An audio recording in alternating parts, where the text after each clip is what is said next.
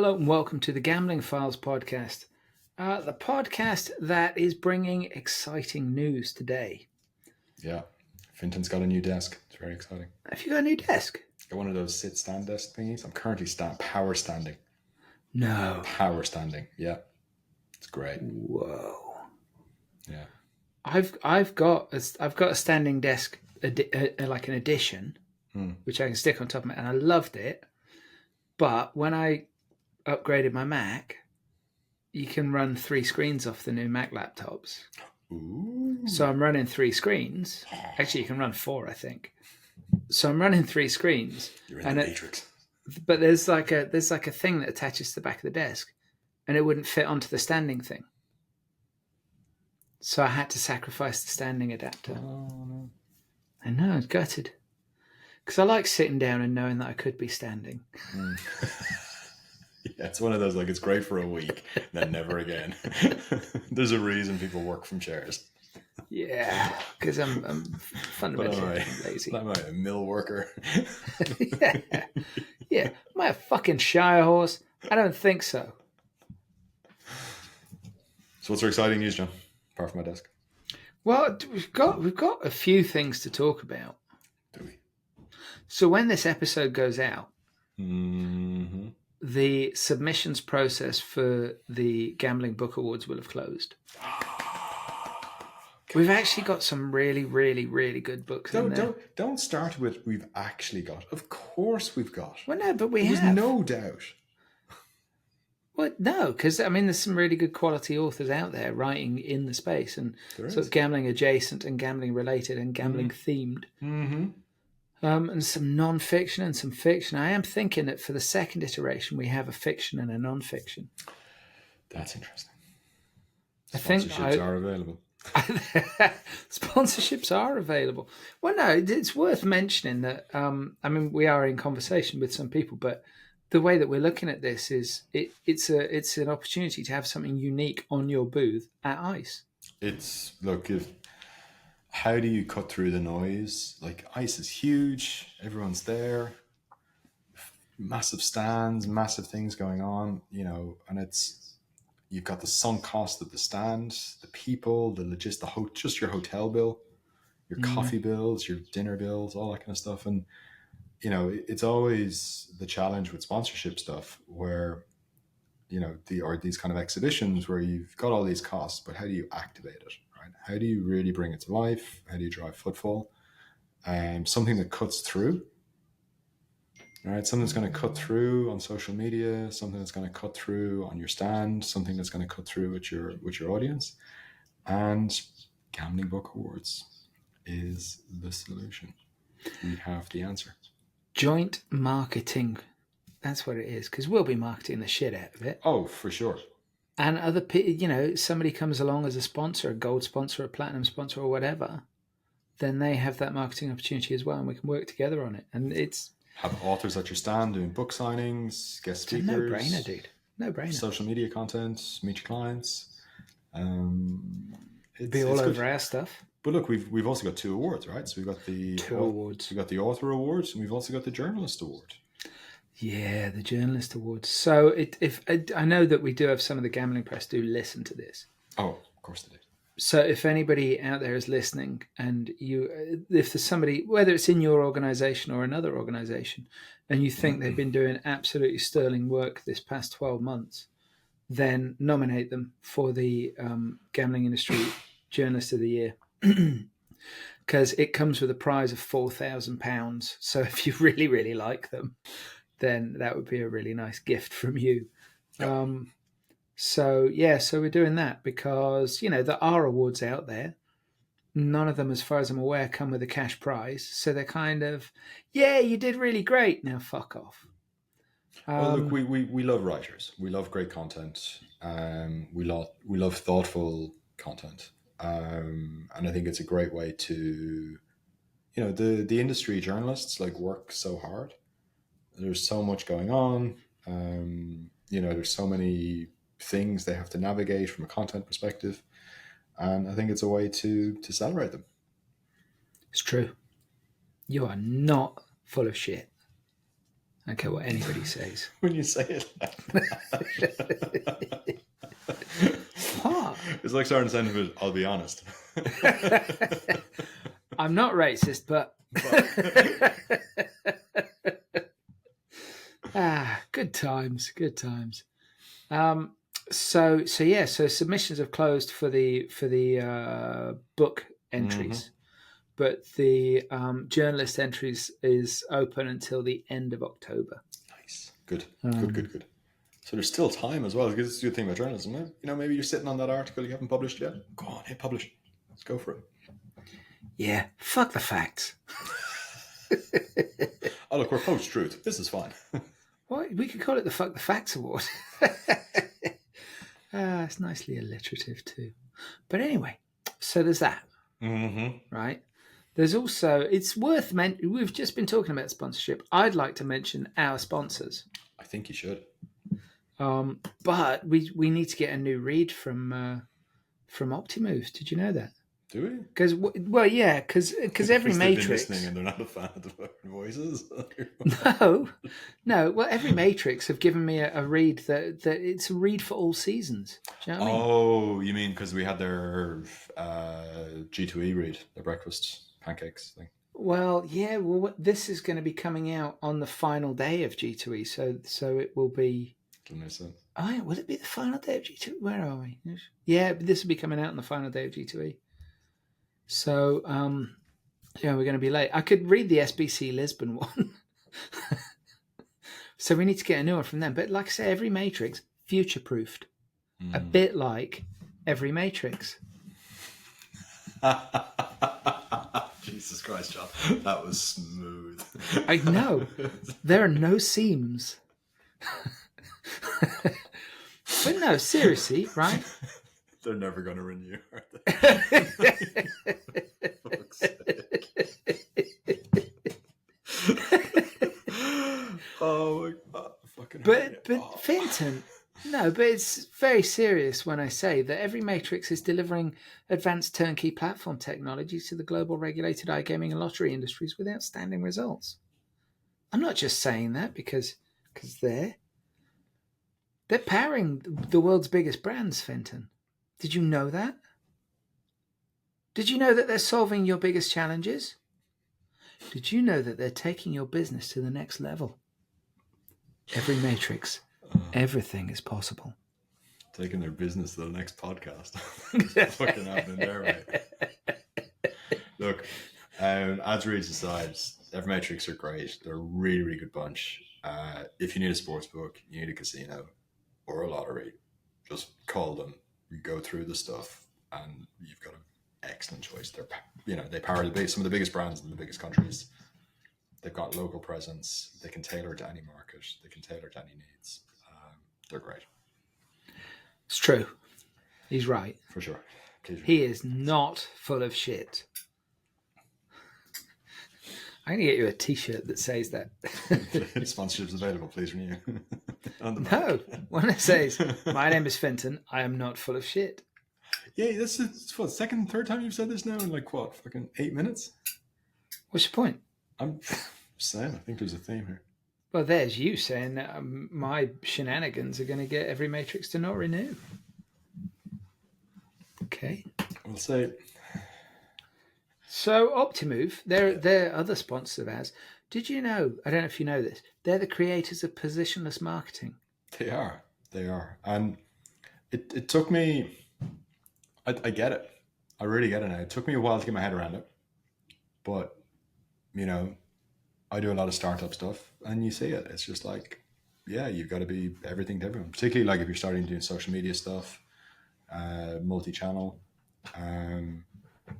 You've got to be a expert in so many different fields now. It's super tough being a marketer in 2025.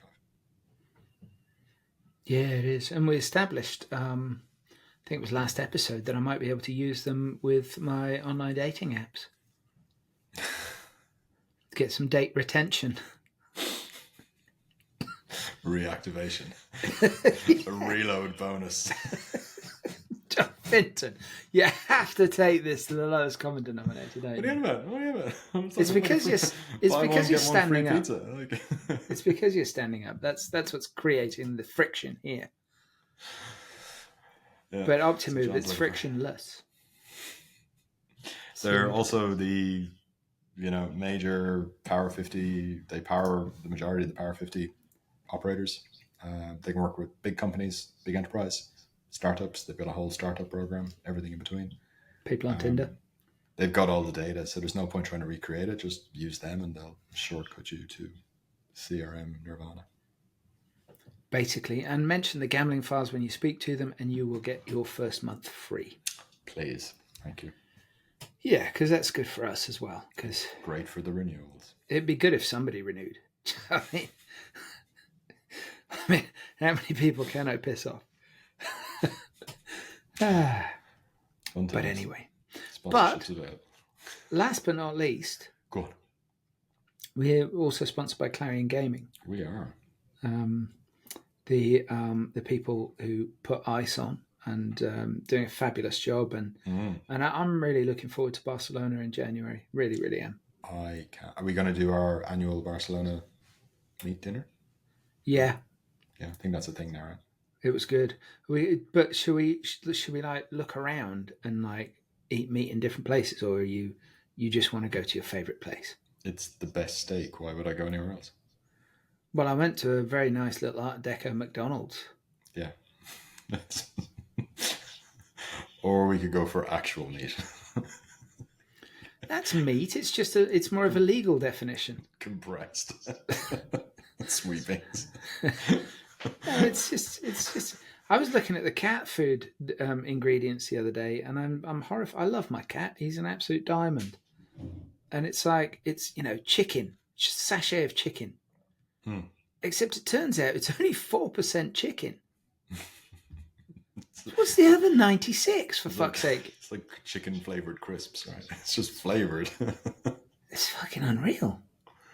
I mean, I'm horrified. He's gonna hate me when he grows up. Well, if he grows up, he might remain a pigmy because of the shit I'm feeding him. So I'm going to go to the pet shop. I'm going to get some advice. They'll know what to do. Full of growth hormones and stuff. He'll be fine. Yeah, he'll be like a cow in a week. Tiger. No, when he first went to the vet, the vet was told he's a pygmy tiger, and the vet luckily accepted it. I also make the vet always use his full name, so the vet always has to refer to him as Bernard Pickle. You got to amuse yourself where you can. So, right, I'm saving the big news till last. Go on. So this episode, we're speaking to Ady Totah, CEO and co-founder of Lucky Streak. Now, we did record this one a few weeks ago. We did. We've been sitting on it because we had the India episode, and that was topical, and we had a few episodes crop up that were time sensitive, basically, including Optimove's G2E breakfast one, the sweeps one. Sorry, and he said the NFL one. That's we're way past that. Yeah. Oh shit! Do you know what I forgot to do? Cool. I forgot to put that link in the show notes. Well, they're definitely not going to renew now, are they? Fuck me. Oh, you donkey. Yeah. You fuck. I knew you'd forget. You WhatsApped it to me as well. No, I fucking knew you'd forget. Oh man. Fuck. I'm gonna go and do it now. What? I can't work like this. I can't work like this. I don't know what you're talking about, Finton. So Netflix have this thing. Their IT department has this thing where they stress test their systems. Right, and they're looking for ways the systems can fail and things can break and all that kind of stuff. And they call it the chaos monkey. So they let the chaos monkey loose and see what breaks stuff, randomly break stuff, and then see what fails. And I work across multiple things, and then there's this with my personal chaos monkey. It's just like, what's he gonna do this week? Who fucking knows? And it's just every week's an adventure. Every week's an adventure. This is why I'm self-employed. This is why the big boys are not queuing up at my door. Employed doing a lot of fucking heavy lifting in that sentence. I'm self. Yeah, that works. Oh my fucking lord. Good man. Well, I'm going to go back and edit it now. Yeah, I think you should. I'm not cut totally out all going to. this so they don't know. It was always No. there. What the fuck you on? No, I'm leaving it in. I'm owning my mistake. Do you think I should cut it in? No, leave it in. Leave I it in. fucked It's up. funny I if you fucked do up. Yeah, it'd be even funnier when they don't renew. This is what they reference. So we got Ady from Lucky Streak. We talk about all sorts. Yes, Ady's a super interesting guy. So live dealer, great live dealer business, content aggregation as well. Doing some really smart stuff around AI. And we got into the live dealer land based as well. Yeah, so I think there's live dealer is rapidly growing segment, for sure, hugely profitable, and using like how do you use AI to do smart stuff in that space, delivering a better customer experience, delivering a better game experience, better time for player. So it's some really interesting thoughts on that, and also some really interesting thoughts on like the end of the world and that kind of thing. But which him and John got really deep into, but we rolled. Turns out I'm the optimist in this group. That's quite interesting. And he lives in Thailand. He does, a really cool guy. Like I'd love to hang out a bit more with him and spend a bit more time because he's clearly got a lot to say and some great stories. Okay, that's a pretty decent summary. And finally, our big news. We've got more news. So it's big. It's big news, Finton. Steak knives. Everyone's getting steak knives. Yes. Second prize is steak knives. First prize, Cadillac Eldorado. Third prize, you're downloading this podcast. Third prize is I forgot the link. Third prize is we're all unemployed.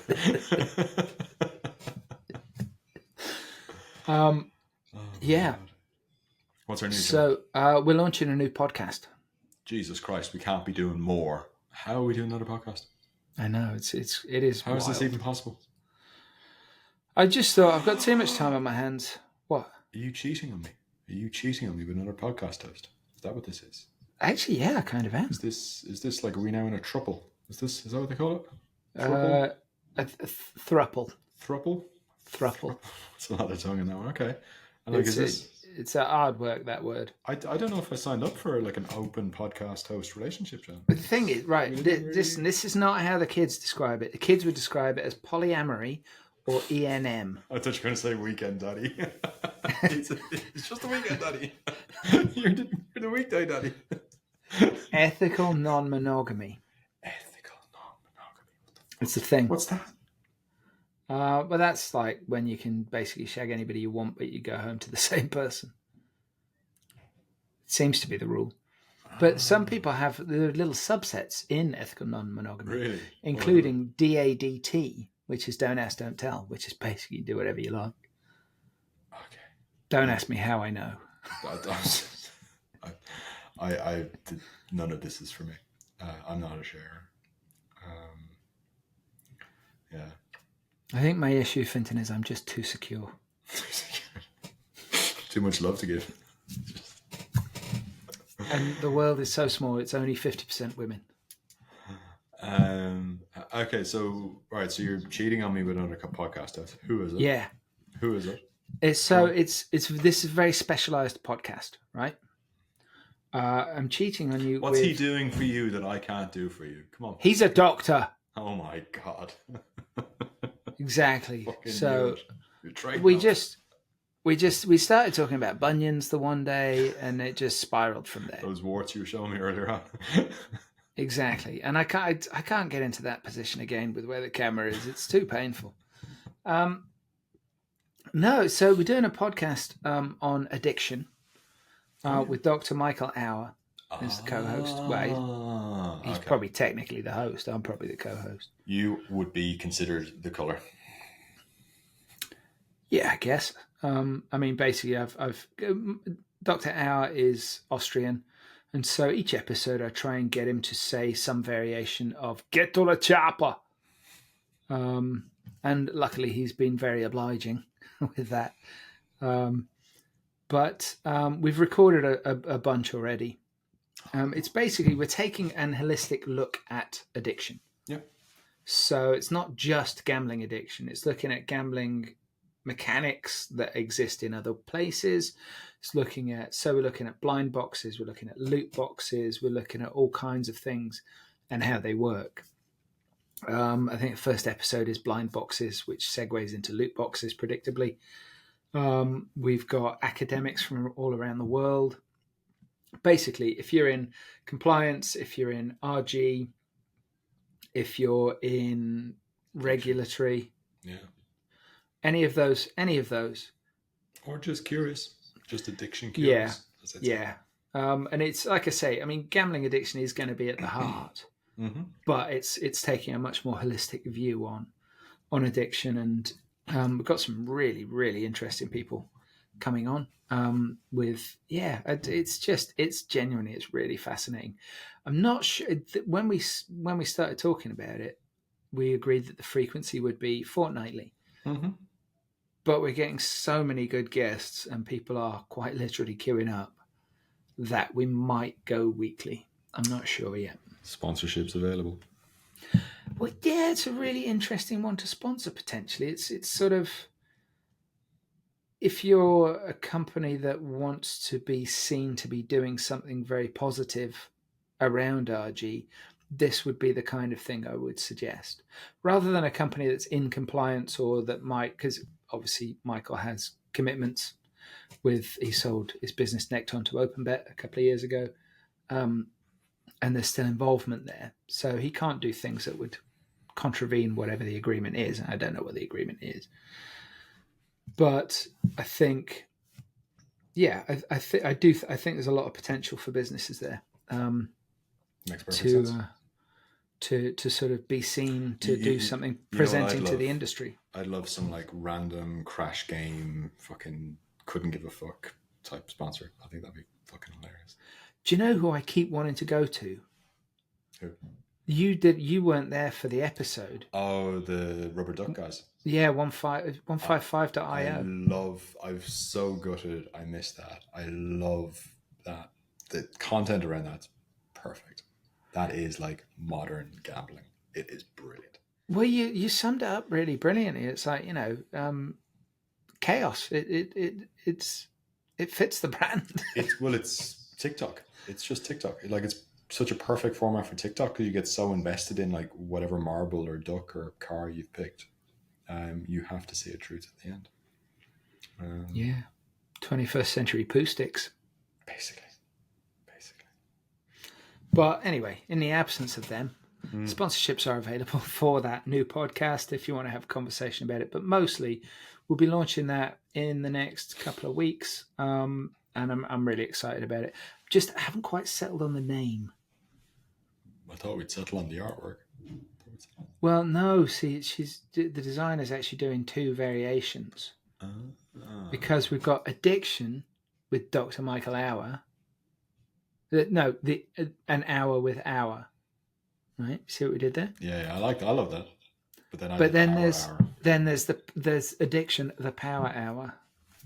And then if you do like in the metal, like the Metallica type font.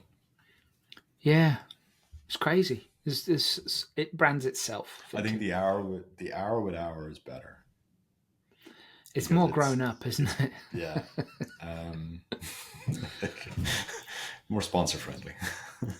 Yeah. But the thing is, Power Hour is easier to say. It really is. But then it'll just become the Michael Auer podcast, right? That's what people's going to call it. So maybe that's the trick, right? It'll become what it becomes. Yeah. So there's the big news. Got a lot going on. So enjoy this episode, the conversation with Ady. and we will see you soon. All right. We are joined by this week's guest. I'm delighted to. We're having Fenton. Can I call it a synergistic moment? Can I I've call it never that? used that word in my You're a life. fucking marketing person. You know full well you've used it. You fucking lie. This is not the place to lie, Fenton. I've done the finger gesture. I've done that. I do that quite a lot. Ironically. The old finger gesture. You know that one. Did you ever see the South Park episode about that one? No. It's Look it up. phenomenal. Really, I don't The kids remember are like, like the old finger guns, where the kids in South Park they hear the expression. I can't believe I'm going to say it.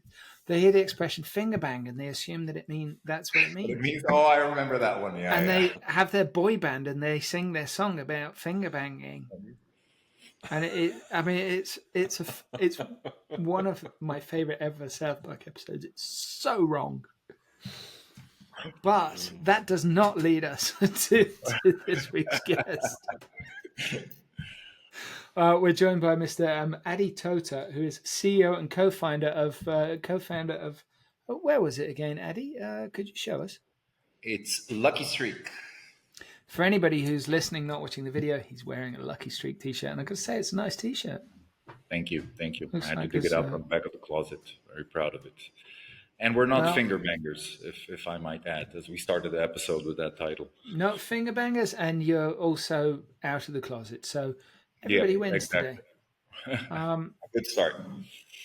But this episode, so it ties in with a lot of stuff that we've done recently. So we've done a few episodes on AI and ethics, and that's been really, really interesting in the gambling industry. And last episode we had episode before last, I should say.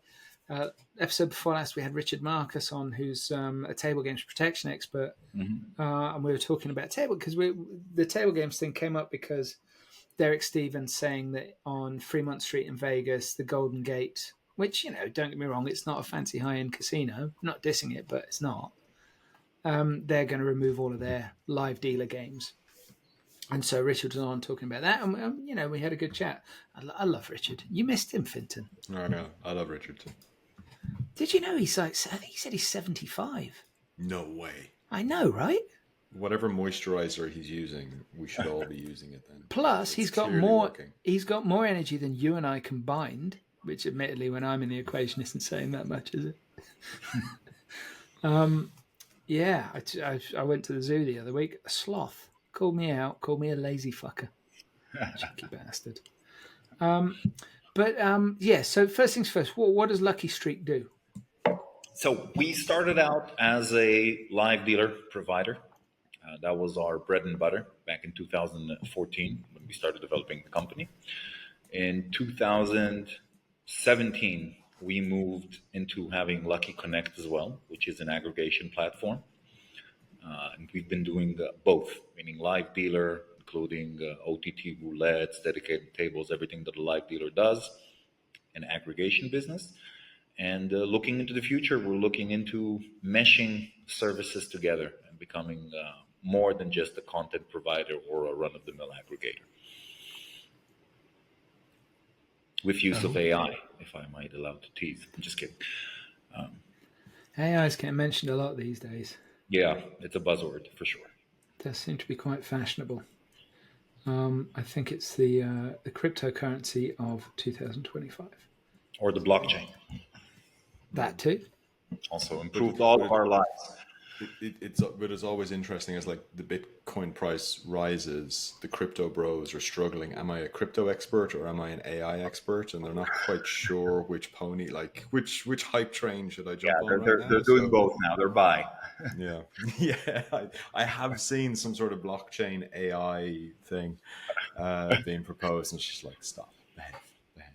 I remember back when AI was called machine learning. Yeah.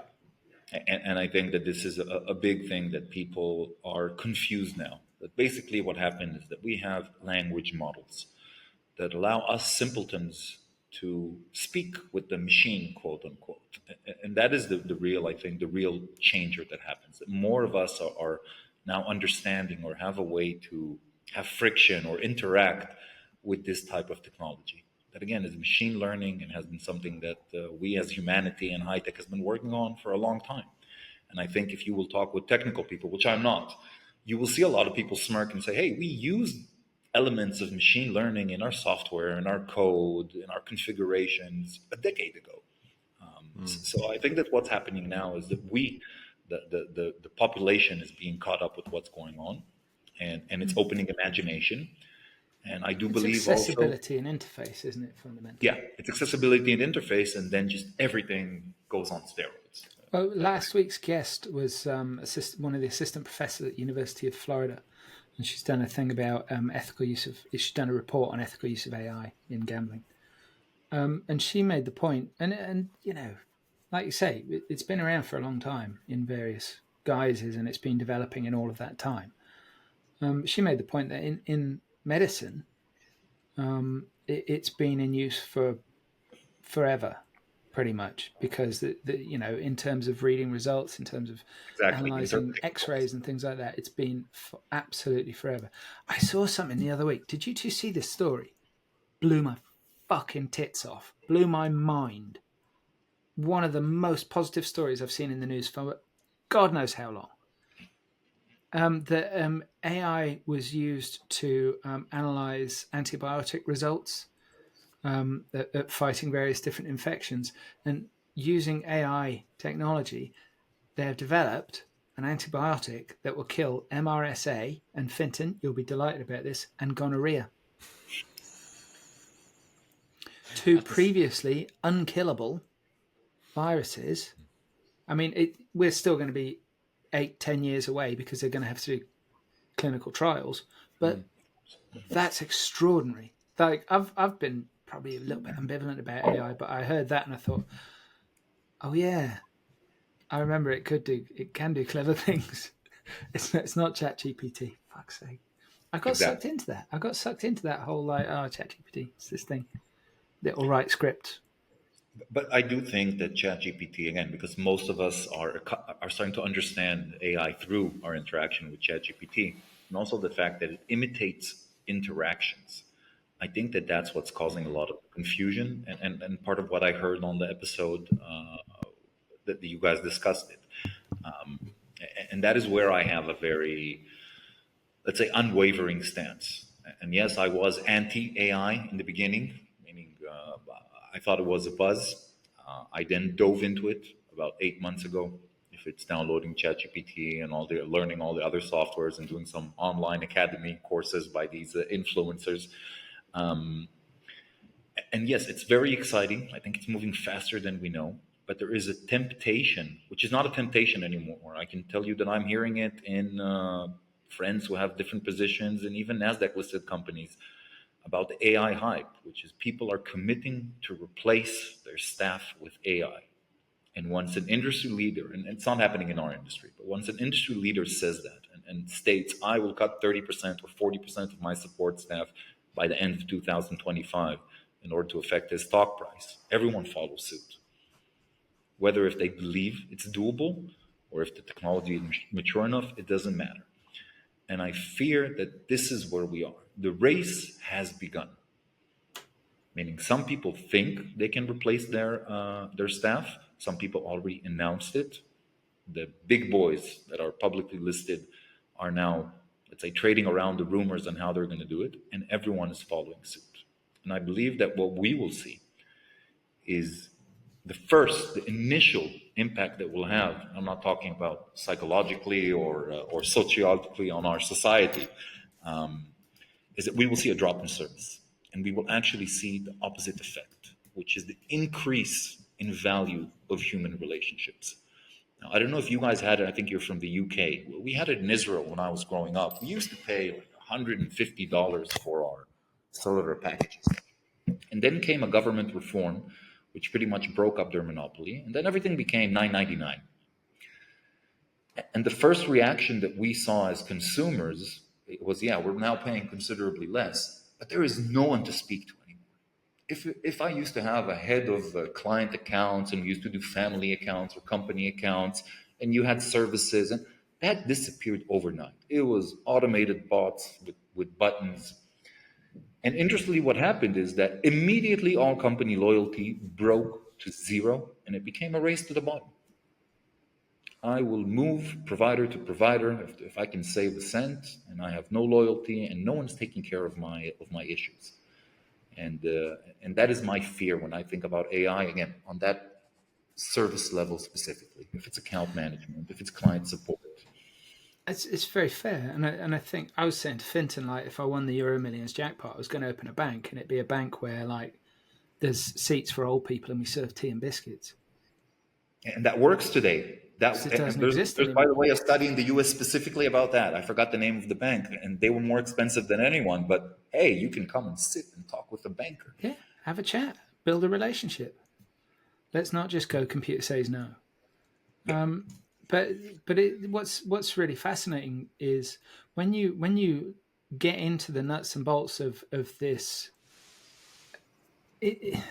This is going to sound like I'm being overly dramatic, but I'm deliberately being polar here.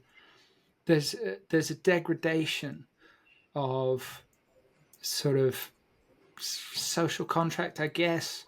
It's like employers for the last couple of decades have been, well, you've got a job, what more do you want?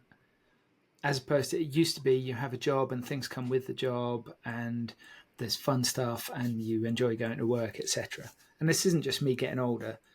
The attitude towards employees for a lot of businesses, especially the big ones, has changed, and full-time positions are being replaced with part-time positions. So there are fewer benefits. Well, if there are fewer benefits, there's no sick pay, there's no holiday pay. So people's lives are harder, and there's less money in their communities because there's less money in their pockets, etc. And all of this tends to be with a short-term earnings report in mind. It's all about that short-term impact. And what I think they're forgetting is that, okay, so they've taken that person and they made them part-time, and so they've saved this, that, and the other on that person. Great, brilliant. Aren't you a fucking great CEO?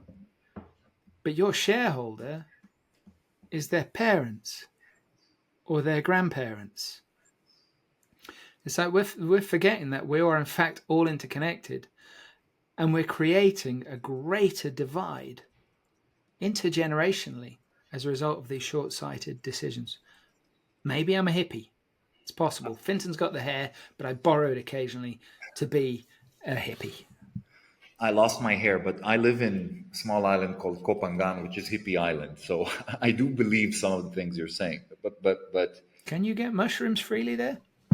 For sure, in your local coffee shop, Rasta bar,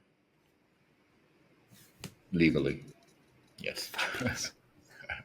No, that I'm condoned. Don't do drugs, kids. Okay. Yeah, don't do drugs. Yeah, unless you do a little bit with guidance. I think the point is what you're saying is, and something I firmly believe, which is again funny to say as a CEO or as a business type. I think that we are in the era of the end of capitalism as we know it. I mean, capitalism was great, but it's a self-consuming beast. I know you're laughing, but I've got to find out let why me he's give you a laughing. grim future. Let me give you a grim future, which talks along the lines he's saying, and I'll add AI. Companies are running for the next quarterly reports. Economies, especially with the people who are in power right now, are judged by the stock ticker. The people around them get rich based on stocks. The rest of the population isn't really stock heavy. Again, they might trick us that we are, but our pensions and everything, we don't care. We care about the daily day to day, our lives. And what's going to happen is we are going to see, and again, this is, I'm being an extremist here. We're going to see a huge change in the work environment in the next 3 to 5 years.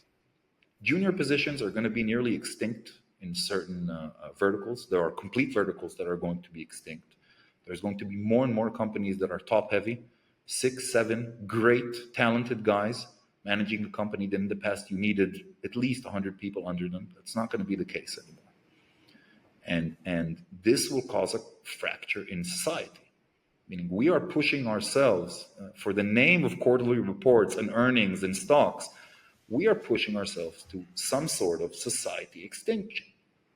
And again, it says I'm not a philosopher and I don't have a PhD in economics, but at the end of the day, people are not going to be able to buy a new iPhone every year. even though everything we see on social media and our kids, I don't know if you guys are parents, our kids are led to believe that's how they're going to be judged. What's going to be their next purchase? What's the brand that's on the back of their shirt, and how they are perceived? So we are in an era of, on one hand, hyper consumption. On the other hand, no one has stability or savings, and we're riding happily into our doom. Now, all we need is one event to change things. And I think that the fact that full positions are going to be extinct in the next 2 years, meaning I'm super happy that I'm not 20 years younger, because I don't know what I would have done. And I'm coming again from Israel. We have extreme costs of living and everything, but really, a 20-year-old today that does everything right and goes and studies and excels, he's looking at a life of debt.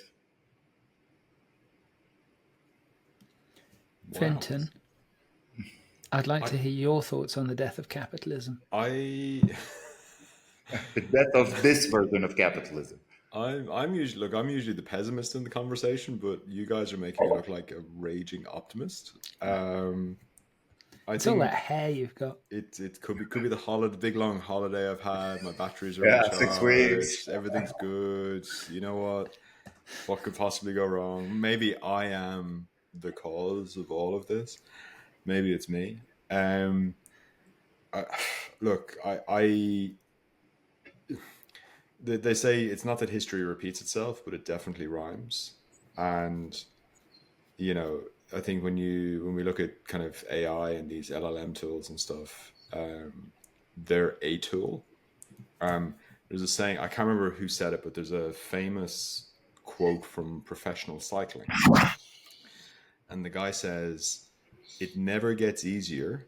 You just go faster." Oh, that was me. And he's talking about cycling, and I think that applies really well to situations like this. So the AI tools, it doesn't mean that we can, the AI is going to do everything and we can sit back and drink pina coladas because we're in this post-economic thingy. I would see it as just you can now expect more productivity from your teams and the company. And I think it goes back to your point, Ady, of it's not about replacing 50% of your customer service team, like what was it, Klarna did it, and they've already rolled it back because it was a fucking disaster. It's about, you could have used it to turbocharge your existing team and give them even more ability to do great stuff. And I think when I look at the technology, and I've been like, I started off skeptical and now I'm kind of coming around to it, and like, if I was a developer, I'd be very worried right now. If I was a mediocre developer, I'd be very worried right now. If I was a good developer, I'd be delighted because I'm going to turbocharge what I'm doing. The crap developers are basically out of a job because you can vibe code it yourself. And I've seen some amazing stuff just using AI, things, tools built, websites built, products, apps, the whole shebang. And I think it's more a case of it's a tool. You're just going to be expected to do more work. What an average day looks like is just going to be more intense. And that's how capitalism has always worked. Every introduction of technology has required more from the people, and everybody ends up working harder. Be it the telex machine, pagers, the first cell phones, So isn't that counterproductive? email, web, you like pick a technology, semaphore, like the Morse code, like it doesn't matter how far back in time you go, it just means everything speeds up. And that's all that happens in capitalism. Everything just gets faster. Is kind of how I would look at it. So yeah, live dealer, hey? Yeah. Let's talk a bit about that. So, okay, Sure. so you guys have, let's focus on the live dealer side of things for a start, because I think it's a really like, if you take this AI discussion, and I think the parallel would be, oh, here's 50,000 slot games that are all about seashells, and here's another 50,000 slot games that are all about Books. leprechauns, right? Or whatever, you pick your topic, right?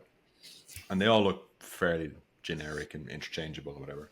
And then when you take something like live dealer, like here's a real person with a real table, dealing real cards, throwing real balls, dice, whatever it's going to be. And do you, like, without putting words in your mouth, do you feel there's the reason live dealer is becoming or is so important to online casinos is the realness, or is it something else? I think it started the realness and the integrity. I think that was the beginning and the origin of live dealer. That was the source. I think that as time moved forward, it became entertainment. And again, there's tiers to this. I think Evolution does it in an unbelievable level. And again, they are purely an entertainment company, and kudos to them. You look at their game shows; it's being on TV and being part of it. But we try to do it at our scale. I mean, we try, and that's something we repeat to our team. We provide entertainment. We don't provide gaming. We don't provide casino. And I'll explain why. There's only a certain number of minutes or hours you have free in the day, and we are fighting for screen time. We need to fight against Netflix. We need to fight against Clash of Clans, and we need to fight against a boring NFL game that you're streaming now on Game Pass. That's how it works. So, like you're saying, a lot of people provide more of the same.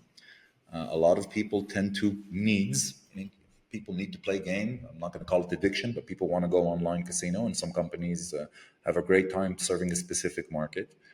We look at it at a different way. We believe that we need to provide entertainment. We believe that gaming is a lonely activity, and it happens in a couple of ways. One, it's you against the house. And that's something that I think all of us in the community need to find a way to crack. We are not working together collaboratively to accomplish anything.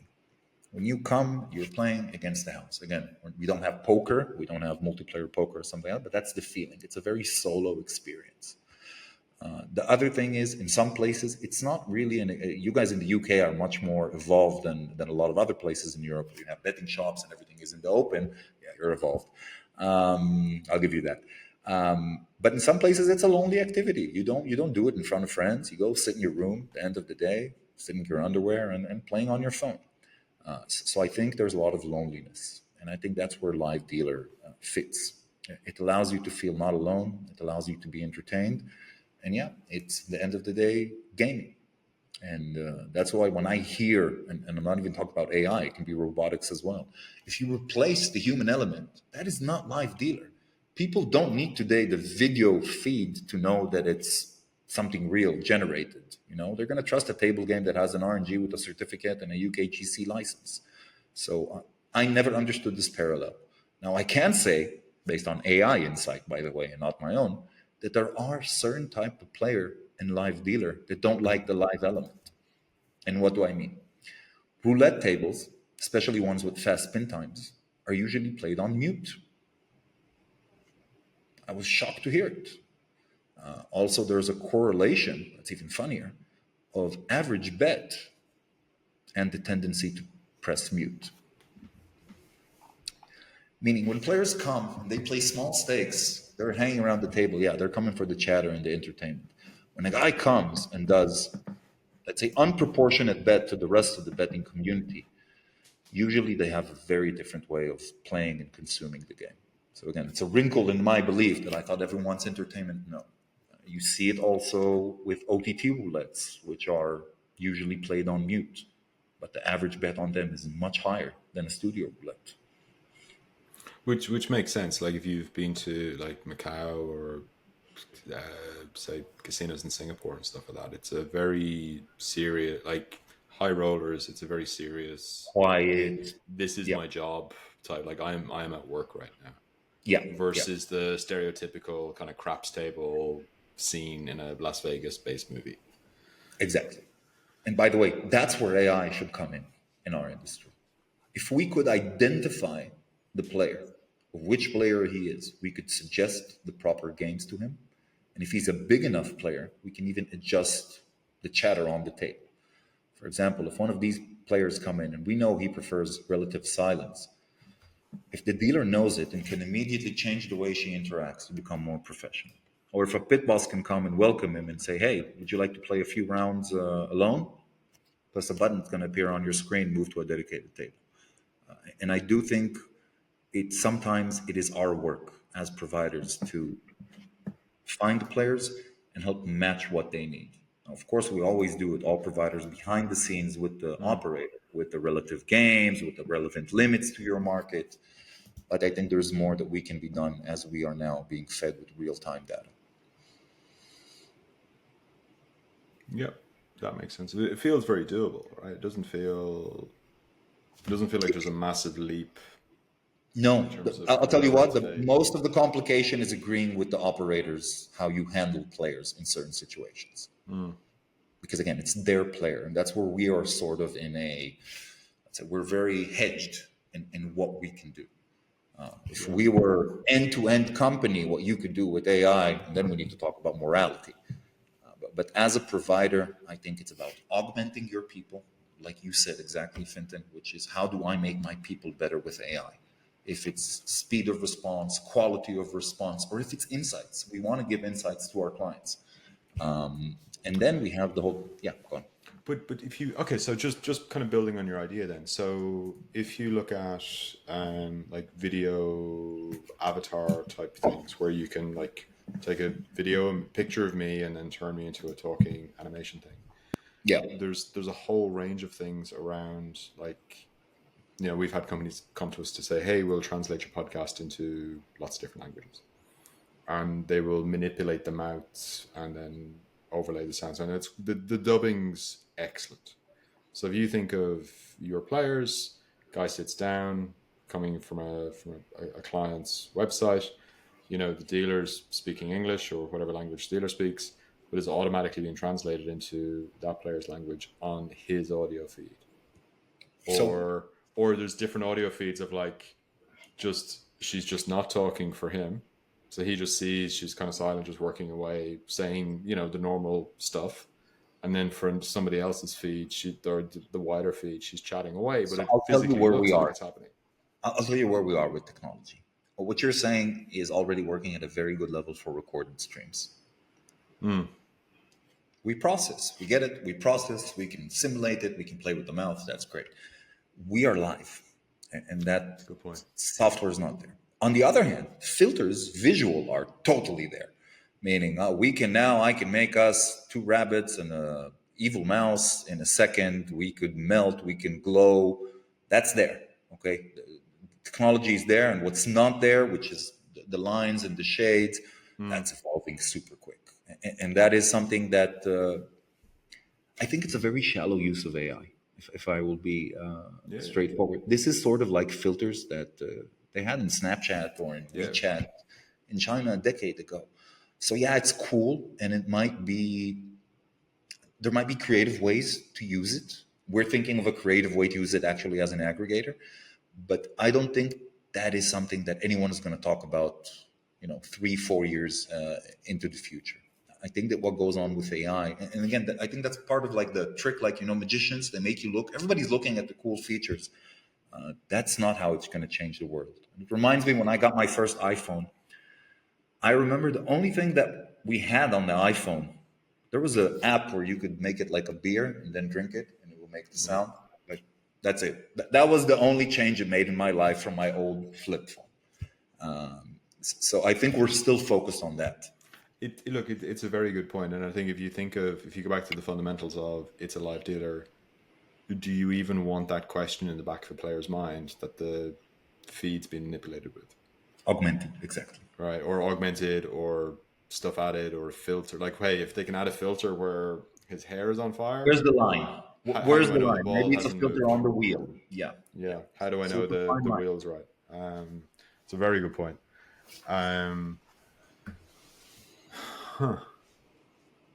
So where do you see, like, is there a place for AI in this? There is a lot of place for AI. I think that, first of all, there is everything that has to do with monitoring. If we're talking about, let's talk about the studio operation front.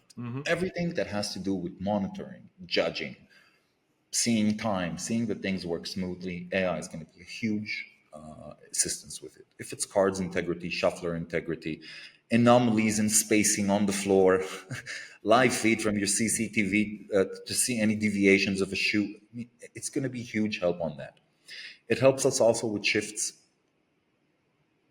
Shifts in live dealer is something that can be you can struggle with, meaning it's not as straightforward as you think, especially if you have movements, especially if you are introducing a book a private table feature or something you need to open a table for a VIP.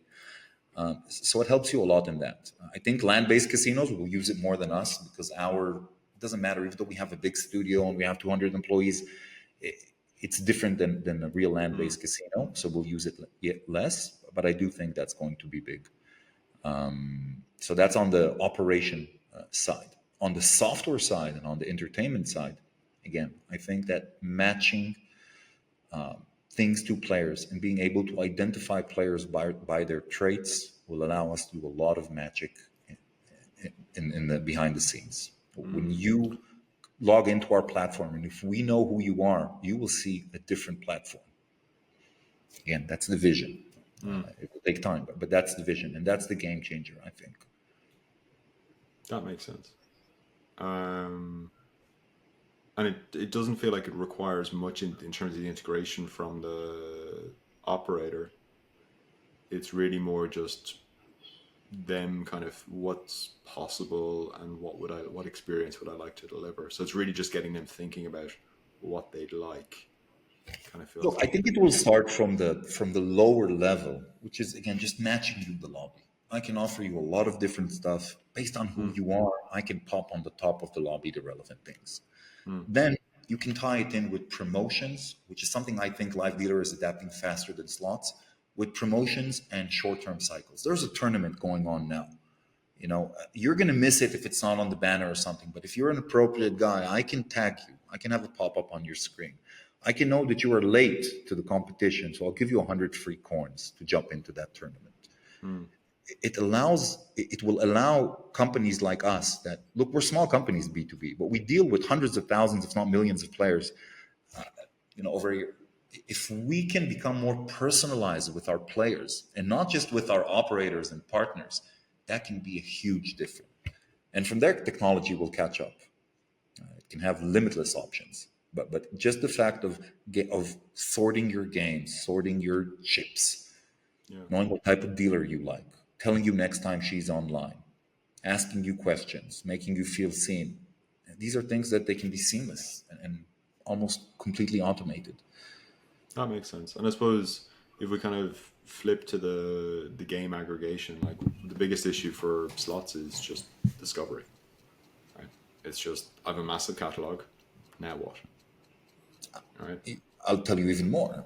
You as my client that take aggregation, and I have 67 providers. You don't know all the providers, and you're working with a few aggregators. You're looking to get a good deal.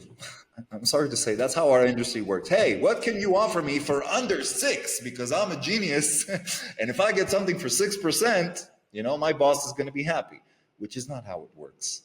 In reality, few providers make a lot of money. Meaning the differences are far and great between tiers. And you see it also after promotions. So I think that if you, as an operator, can come to your aggregator and say, hey, you know what works well with my type of clientele, doesn't matter if I'm single brand or multi-brand, you can tell me. If you can tell me what works well. Do you have anything else similar? And that's where I'm saying intelligence, and that will require a leap of faith, because unfortunately, not all casino managers know the different game types. They don't know their crowd. They don't know what's trending and might work. They will go with the big names or with the low prices. That's why we see a lot of the same. And I think this level of having that insight, and it's there. All we need is the data. The AI already knows how to build insights, divide it into cohorts and so on. I think that can be a game changer as a provider, a service provider. Yeah, that makes sense. Yeah, that makes. But it feels like there must be stuff already happening in this space, and it's not like this feels like it's already happening, do you feel? How? Or is How it? is it? How is it already happening in our space? Um, well, game discovery, showing people, hey, if you like this, you like that. It does feel like a fairly simple, the game, it's a highly volatile game. This is the RPT. This is the theme. Like Well, from a first principles basis, like that equation to build that model, given you can get the you're data right. backsheet, ingest it, I build your think that model. the players know that, but unfortunately, I'm 11 years in the business. I never heard a, a purchaser of content come to me and say, "Hey, have you seen any high volatility, low RTP games that are very good with low latency and that are very light for phones that are about 5, 6 years behind?" I've never heard such a question. I've never heard such a thought or such an analysis. Now, again, I'm not downplaying. I have had very intelligent conversations with some of our clients, Mm-hmm. but I think that we're a follower industry. I think that, Oh, for for sure. example, Aviator made it. Everyone is making crash games. No one knows what they're doing. Why is Aviator making it? How are we replicating it? I never heard someone say, hey, we have Aviator, and then we have it's Me Too, which is this guy, and Me Three. No, we have this one, and then a bunch more. So I think that this is the next level of our industry. We are going to see heavy personalization and professionalism from content providers or from content, let's say, curators. Yeah. It, look, I always joked about Star, like Aviator's the new Starburst, right?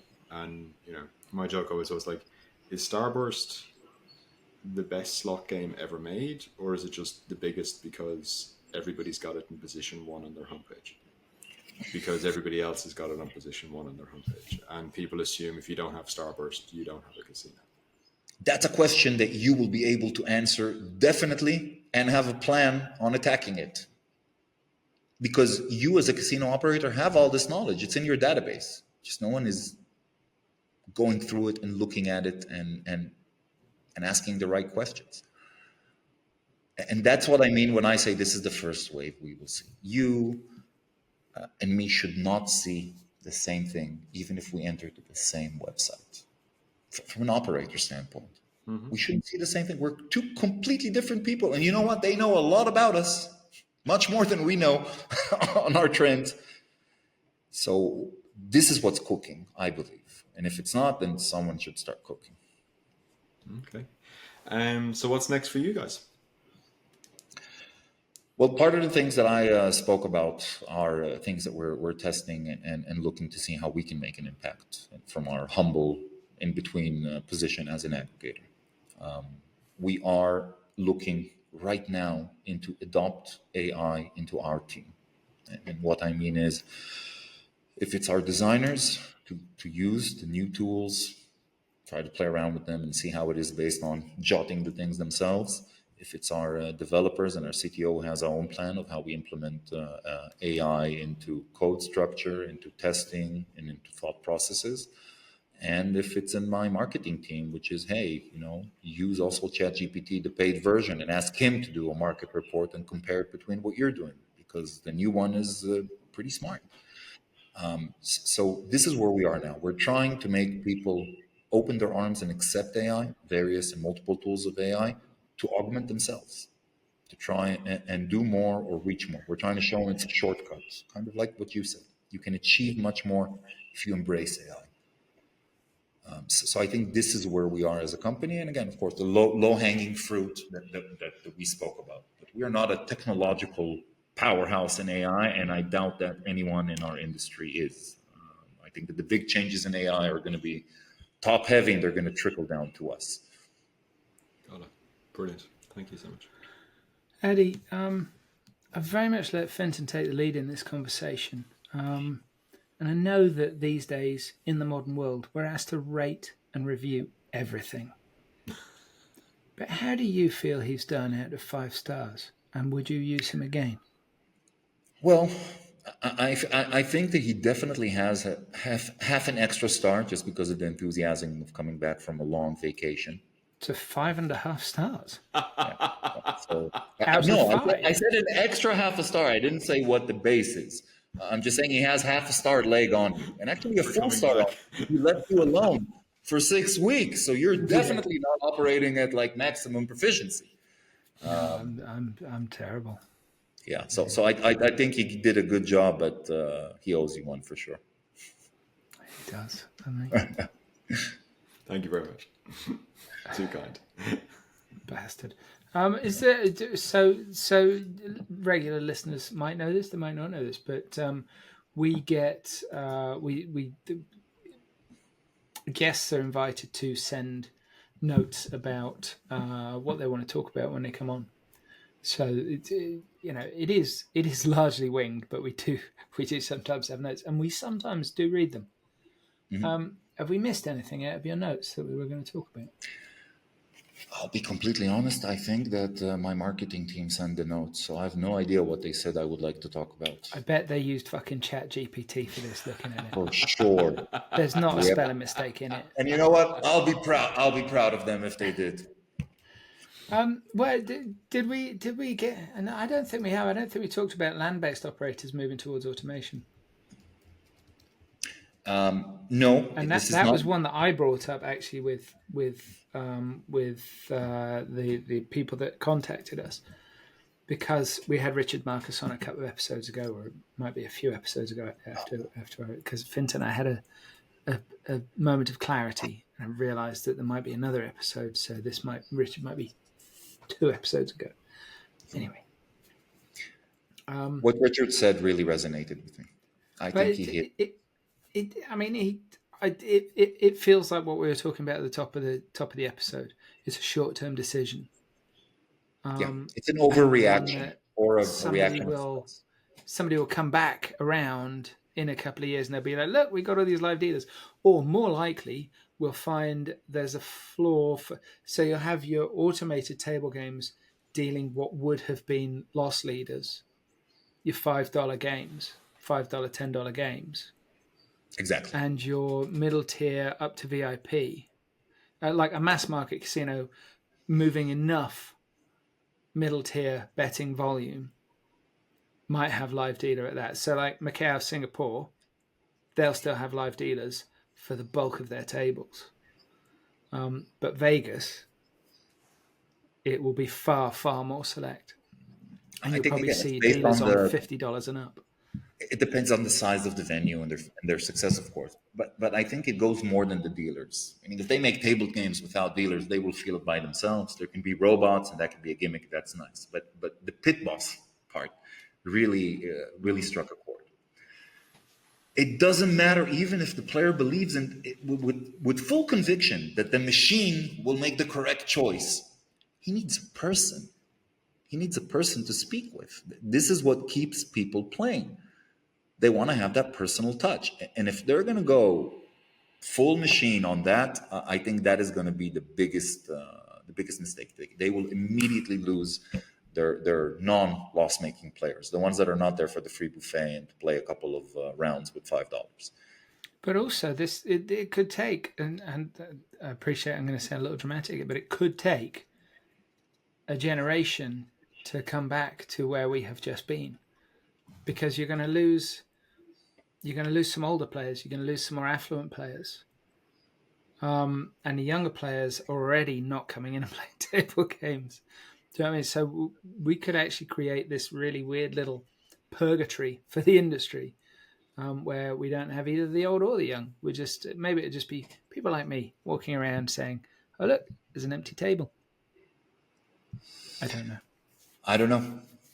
But Derek Stevens is a really smart man, and I'm such a fan of his work. I'm such a fan of what he did with Circa, and like in the middle of all of the lockdowns, Circa being built and finished and opened right after lockdown ended was such a shining light for the industry. Like globally, we were all looking at Circa and going, "Thank fuck." We're not dead. There's still vision. There's still imagination. And the sportsbook model and all of that. He's such a smart dude.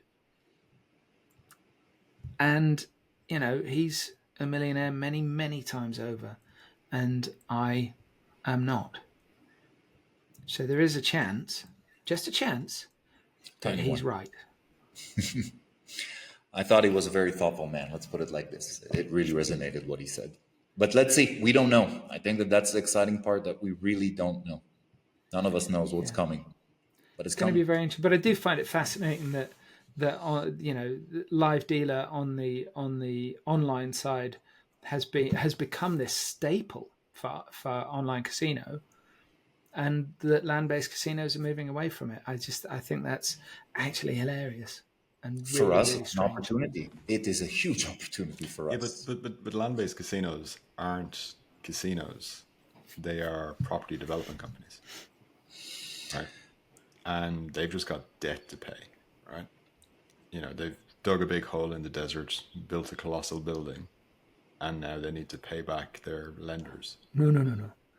Built a colossal building, sold it to an REIT, and are now cash rich. Yeah, well, Just they've paying done a rent. sale and lease back. Like, basically, there's debt to be paid, right? No, Which is just why, rent. Just rent doesn't just count. rent. Okay. Because they've banked billions from the sale. But they still need the places to be full. They need to Still fill needs up. volume. And Vegas, despite, obviously there are high rollers in Vegas. Vegas as an economy is a mass market economy. It's I think food, Vegas it also shows, differs. it's Yeah, low limit Vegas differs slots. from Macau. When you go to Macau, you feel the pure gambling energy. I mean, people are there to play. They're not there for Celine Dion. They're not there to see a white tiger eat some guy's face off.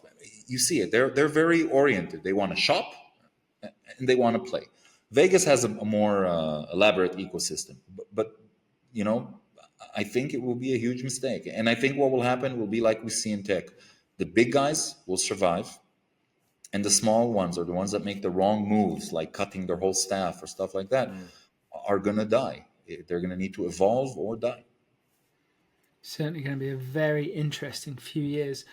Ady Totah, thank you very, very much for joining us on the Thank you Gambling very Files much, guys. podcast. It was a pleasure.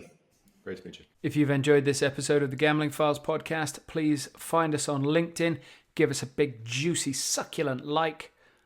That nearly went wrong. You can find us under the name The Gambling Files Podcast. You can find us on Twitter under The Gambling Files. I think the handle is just @GamblingFiles. You can connect to myself, John Bruford, or Finton Costello, also on LinkedIn. We're also both on Twitter. And you can find all of our previous episodes at www.thegamblingfiles.com. If you enjoyed it, please share, tell your friends, tell your family, tell your colleagues, and we'll see you next time.